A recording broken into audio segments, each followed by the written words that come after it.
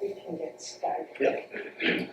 So we'll call the meeting to order and start right off with public comments. Where would you like me to sing? Back there? All right. Okay. Anywhere at all, when you raise your hand. Greg Newell, Hermon. I was really hoping, after all the comments I heard during this last election, that there would be some changes to the times that these meetings were being held. And because I heard a lot about, hey, we really want public comment, we really want people involved. I'm sorry, but you don't have a lot of people because it's 3 o'clock in the afternoon. Most people don't get off of work until 4 or 5 o'clock. And then if they do want to see what happened during the meeting, you don't record it at all. You haven't for years, and I've been asking for this time to be changed for years so we can have more people actually involved and be able to participate. Not most people can't take off work and come here and be involved. And then the committee changed the times from having 1 hour a month to review policies to once a quarter. Not sure if everyone knows, but you have almost 240 policies or more, almost 600 pages. If you look at history, over the oldest policy is 31 years old, so you probably had 10,000 students go through the school district and never reviewed the policy. That's 31 years old. Luckily, you got rid of the ones that were 50 plus years old this last school year, which is great.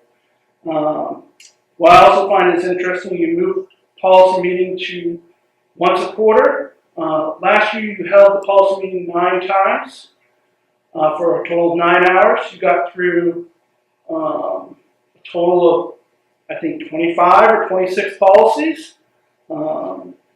At that rate, if everyone keeps it up, it'll only take you between 7 and 8 years to get through all the policies, and that's if you can review them. Now, this last school cycle, you were able to do 2 or 3 policies in that 1 hour period. So it'll be interesting to see if you guys can get through 7 policies in that time frame. Now, to talk about policies, one of the concerns I have is on the last page of policy, BCA, letter S, it says, I will not record school employees or other committee members without their written consent. Now, Maine state law says recording and surveillance of private conversations. The state law says when one person needs to give consent. Not state law. Now, last time I checked, you, as a school administration and school committee, do not have the authority to supersede state law. You're to enforce it in federal law, but you can't supersede it. So all I suggest is maybe have the lawyers look at that, make sure that's legal, because last thing we need is a third lawsuit or pending litigation in the school district. So thank you for the time and listening. Mr. Newell, we don't usually respond to public comments. Yep. But I'm going outside the lines just to tell you. Okay. There is an error in the packet. Did not realize it until you just brought it to my attention. Our administrative assistant was out this week and when she put the packets together yesterday. She's still ill, by the way. She neglected to take off letter S the way you see it. Okay. And what it actually says, or will say, is I will not take notes, record, or share in any form or matter any items addressed in executive session. Okay. And the reason for that is Yep. Confidentiality. absolutely. Yep. Totally understand that. That's quite understandable. So my apologies for the error. Believe me, I wish my administrative assistant was well. We all do. Thank you very much, and I appreciate the correction. Okay, so we're going to now to look at first readings, and I'm not quite sure how the error occurred, but I may correct a couple of things as we go. If in fact we find that there are other places that needs to happen. Sure. So GCF, you have on one page, I believe, the current policy, and then on the right is the recommended policy. And I did not see much difference there. I agree.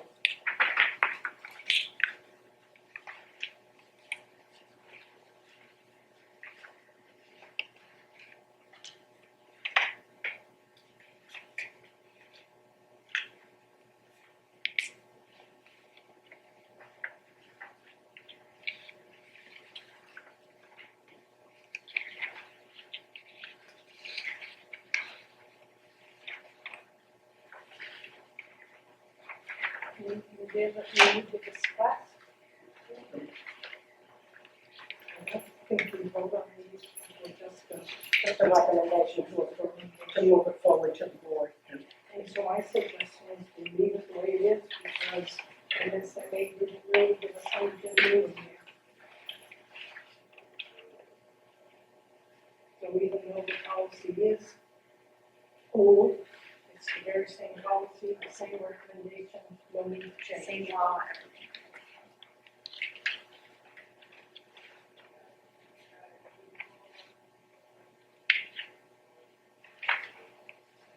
Okay, moving on to GCFB.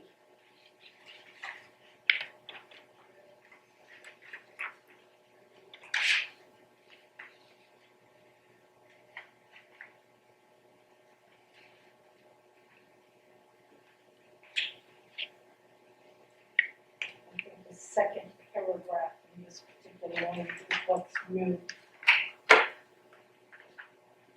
We're going to see that term or that terminology repeated in several policies over the next few months. It's just an addition to qualify to go beyond race. Was there a law that was passed regarding your? Yes. Maybe, yeah.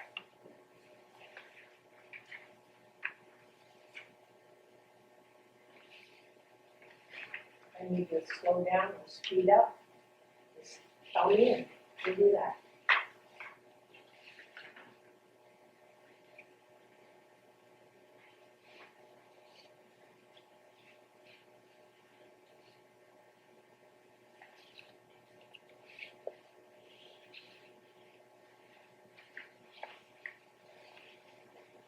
Are we okay with GCFD? Yes. Thank you. GCFD regulations and rules.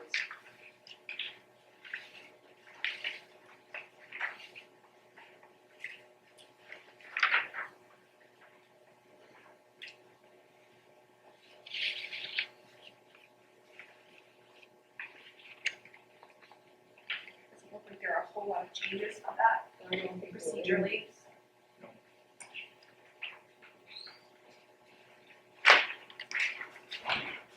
Again, we've got a 12-year-old policy that the law is recommending no change. Sounds good.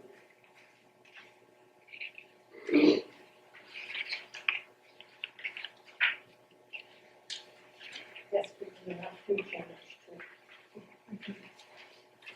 The next one's real easy.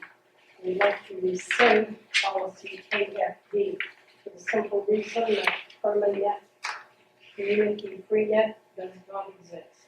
There's no such thing anymore.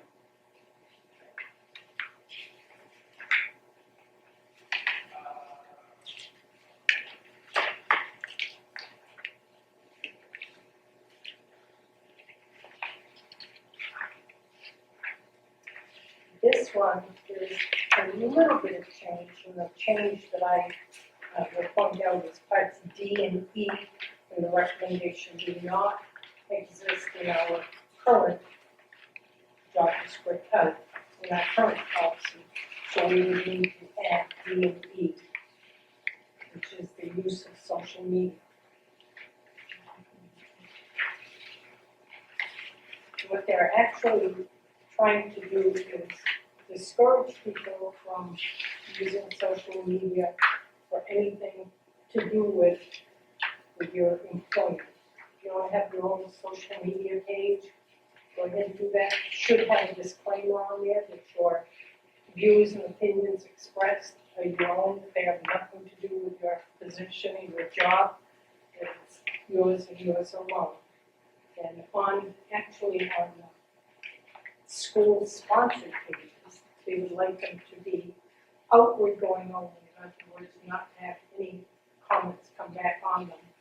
Have it just information going up. These are the things we're doing. These are the people we're recognizing. We want to invite you to this or that, but not have commenters. Comments disabled, okay. The reason for that is that there was a case where an individual repeatedly made comments, and the administrator of the page got tired of the negative comments, and so they decided to block someone from that page. But blocking them from the page is an expression of taking down their First Amendment rights to express themselves as well. So if you don't open it up, then you don't have to close it. Mr. Hermon, a clarifying question. Sure thing. So I know a lot of college activities, athletic teams, they use some social media for their mode of communication. So would that prohibit them, so if there's a coach who send out practices at this time, would that prohibit them from responding back and saying yes or no? If they can comment, it's recommended that they not be open to comment. So Does that encompass like programs like Team Reach, where it's only a select group of families? It's not going out to the wider public.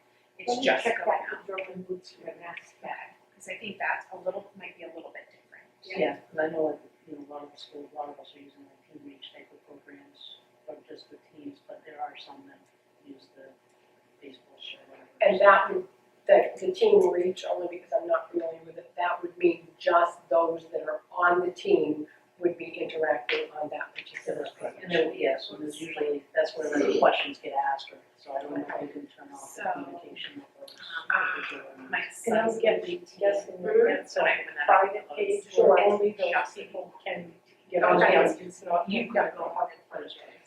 But if you responded, because I'm part of that, would I be able to see it? unless it was a private message. So that would be my question. I just asked Melissa if we're all involved in Team Reach, and because we're all on the team, can everybody see that response? Is there a way to, so that only the coach sees the responses from the people? Or is it open so that everyone that's on that team is gonna see that I'm not gonna be able to make practice, or I'm not gonna be able to whatever? That's just a question because I don't know. So most of those will have like an option, if they want a direct message, the leader of the group, they can do a direct message. Okay, Or if they want to hit a reply, like a practice reply or all, whatever, and right. they put yes, and then everybody sees. Okay, so that answers my question. There is an option to just converse with the coach directly then. So I think the gist is that we need to determine technically what is going to be considered social media. These communication platforms like Band and Team Reach and those things where that's considered social media. I'll ask the question just to clarify. The next one is where we're probably going to spend most of our time. Community use of school facilities. And we don't have a recommended policy on this. This is our policy, and as you can see, it's been amended. But we have some things lacking in it. And actually, after doing some, well, I didn't do it, but after having Jamie do some research, our fees are really out of line. They're pretty extravagant.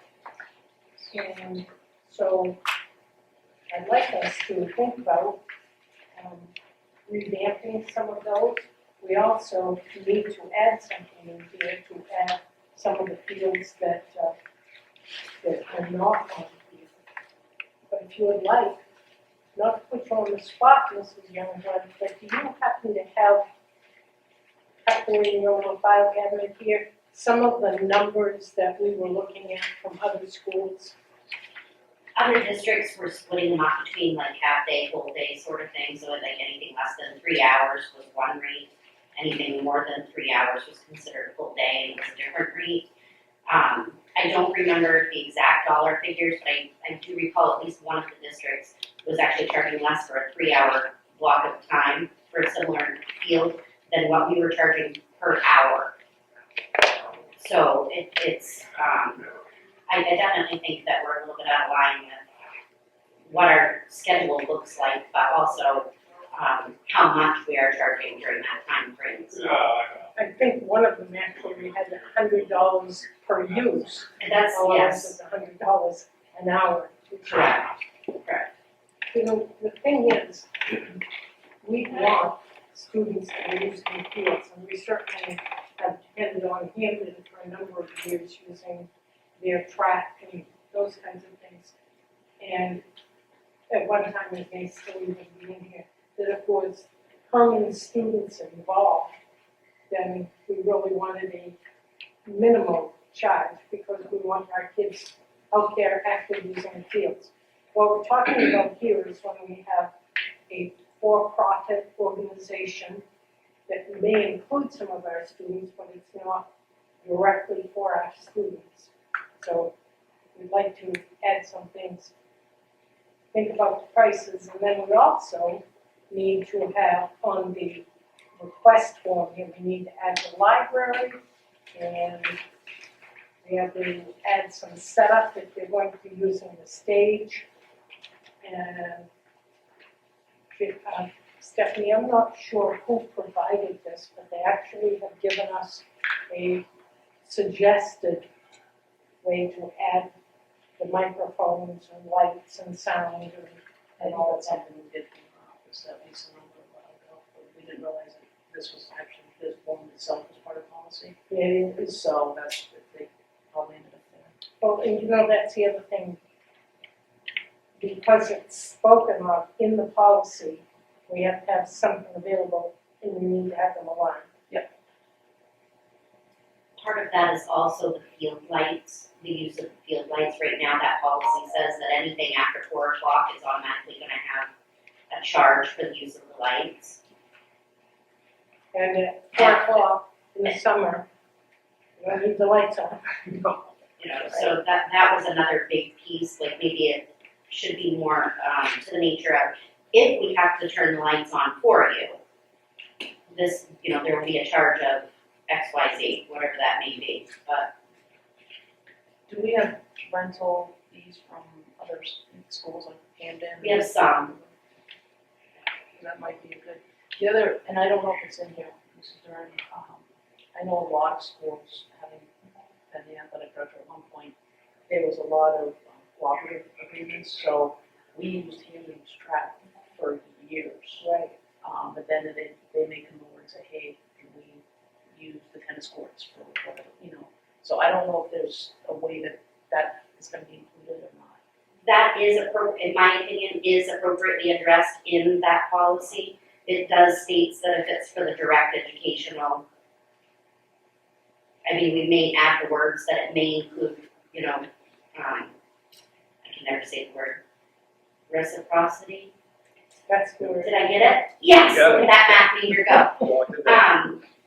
That, you know, perhaps something very specific to say that that is allowable with other school districts, because we certainly, our students benefit from the use of, you know, facilities that we may not have now, you know, with the track being here, we may not have that issue, but it would be good to have it addressed just in case something does come up that, you know, maybe something is being done on our track and we can't use it, or Hampton's tennis courts, or whatever is going on. And I think it would be fair to say that that benefits our kids and other, you know, students for what would be considered a nonprofit with regards to how that policy is written.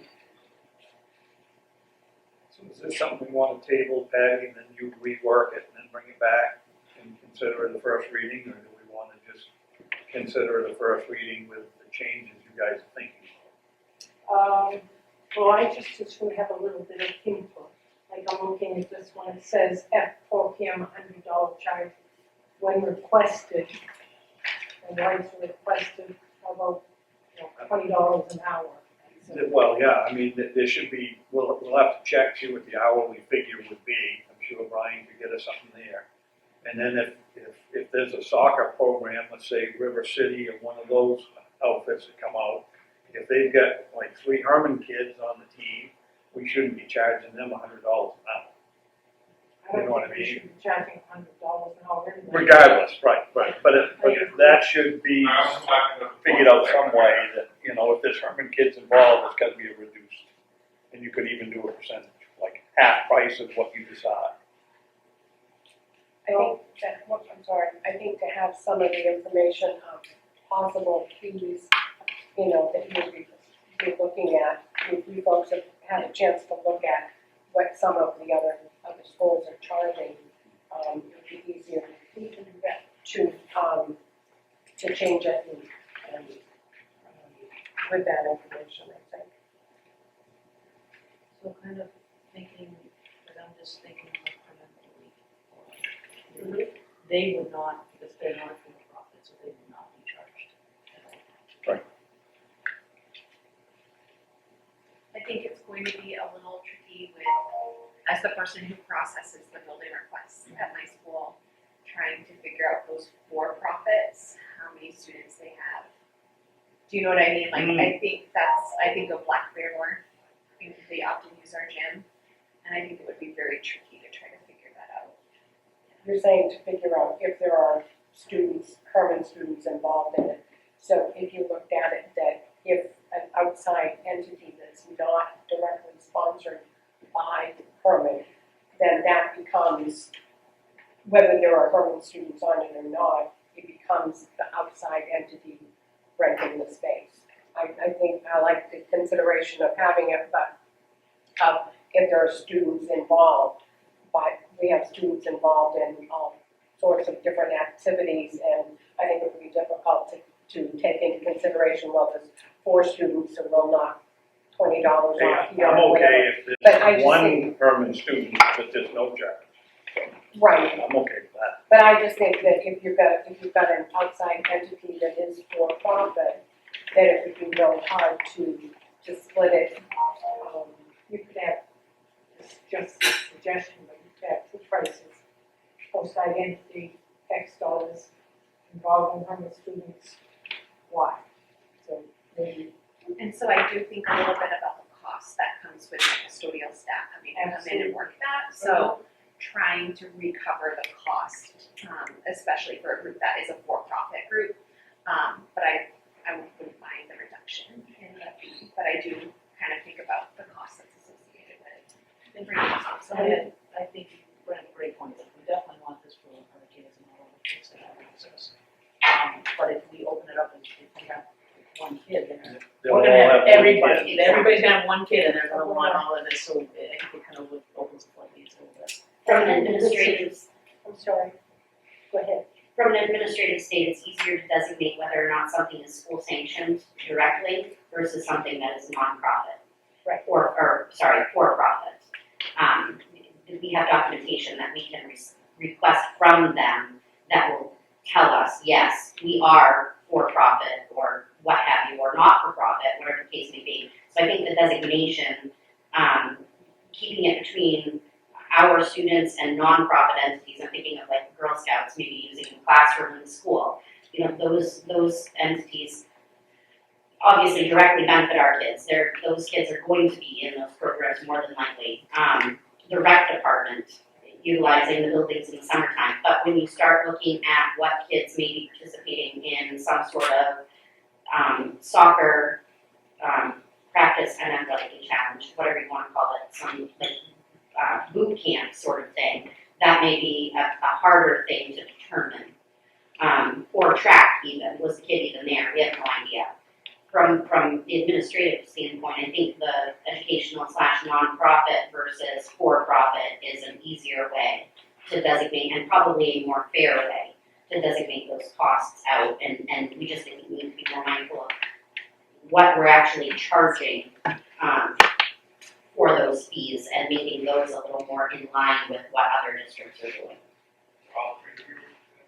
I also want to recognize Melissa's thoughts. If we come up with a fee schedule, it was quite reduced from what we have. We also have a deadline that indicates custodial costs, because especially on the weekends or during the summer, when somebody wants to use that, if you're paying $25 an hour, or $10 an hour, or whatever the cost would be for your custodial staff, you want to recover that. Not necessarily, we're not trying to make money on people, but we want to not charge the community for what they've gifted us. So you can include a line that says additional costs that. So we'll bring that one back. Anyone have any other suggestions on it? I would suggest with this form, I mean, I would kind of do a front and back, it was kind of cramped, but I would also suggest, maybe like you said, I think there's a really good point about the cost of the custodial, but have it laid out, so each person that's running it knows ahead, like, this is what you're going to owe. Instead of them trying to figure it out themselves, like, we can eliminate it. So putting that on the request form? Yeah, on the backside, and maybe we can photocopy it, and then they give them exactly what the custodial fee will be, what the rental fee will be, late fee will be, so they have it ahead of time. I have one other question. So, in this policy number 4, at least one school custodian shall be on duty the entire period of use. We are still short a custodian at the elementary school. And what we have run in this past year is custodial staff are, they've reached their hours for the week, and so we're paying them overtime if we can get them to come in. So the way that this policy is written, if we are unable to find a custodian to cover, does that mean that we are denying the request? Well, it says unless exemption. And if we change that from superintendent to principal, because each school could be different. If we change that to principal, then you could determine, is this something that you can run without having 2 custodians, or you need to have a custodian? But I agree, sometimes if you can't have a custodian, you can't have someone who's in the building, because even though they are very well intended, they can be a terrible mess the next morning.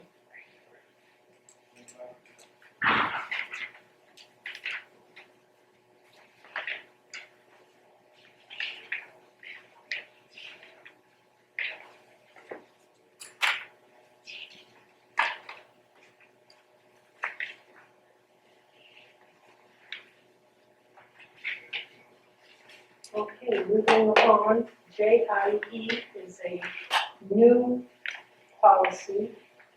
I came across in the Drummond with some presentation for our special ed director, who is also our Title IX and affirmative action coordinator. And this actually is going into effect as of August 1st, as far as the law is concerned. So we thought we would get this part of it to you ASAP. It's pretty straightforward. It's recognizing that we need to make accommodations and have protections for pregnant students. And I think it's pretty clear cut. When we bring you the job description of the Title IX affirmative action coordinator, they came in with 3 pages each, and we squished them together into one. It's pretty clear.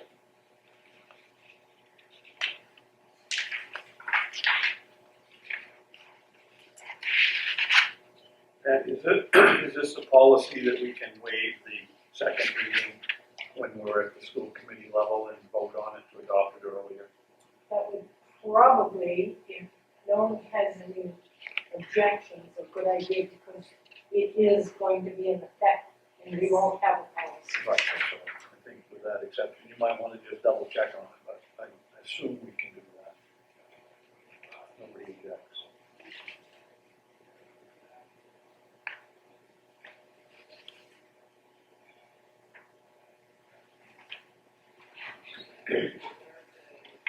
And I don't think the next two are going to be too difficult.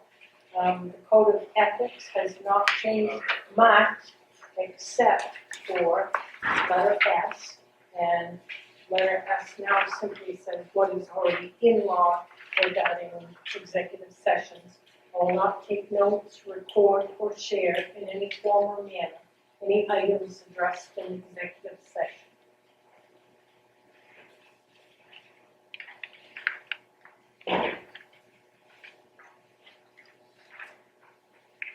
Any disagreement there?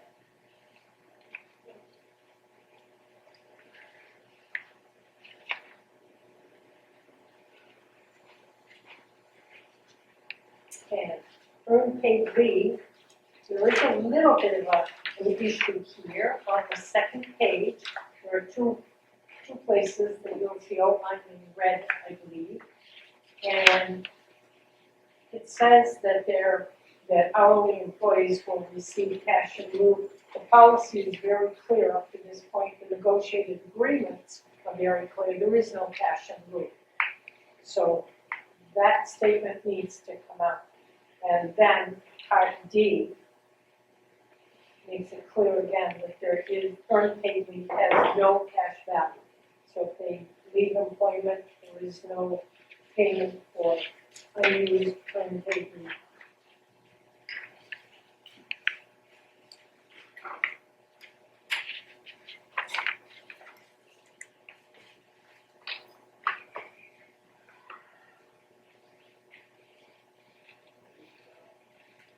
Any other questions, ideas, concerns, or comments? None at all. I guess we good. Thank you. You're welcome.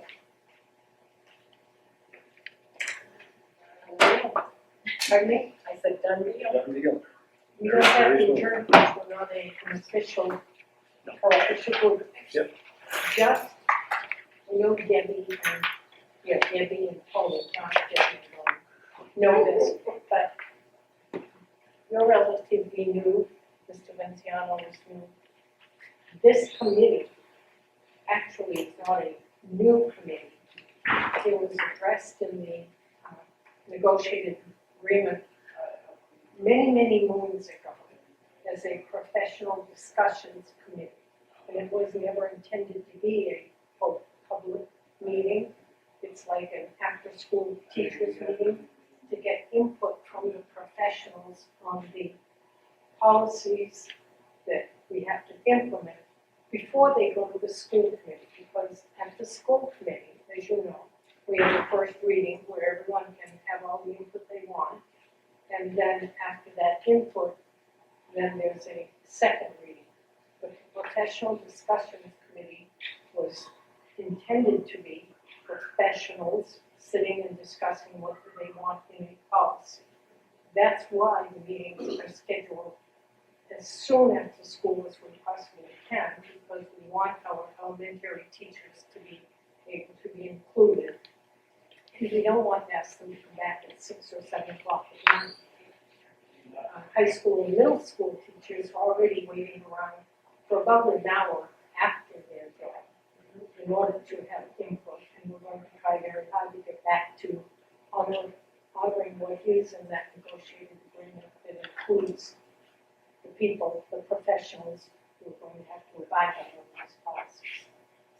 So that's just for your clarification. And back then, that's when Ralph Carr and Debbie would bring something to the board. We would then wonder if it needed to be checked out by the lawyers, so the lawyers would check it out before the second reading would be adopted. And we brought it because we were board members, but we were also part of the professional discussion You committee. too, right? The negotiated agreement actually says 2 board members, all your principals, representatives from the HEA. And that was the intent of the professional discussions. For professionals to discuss. Thank you. Perfect. Thank you.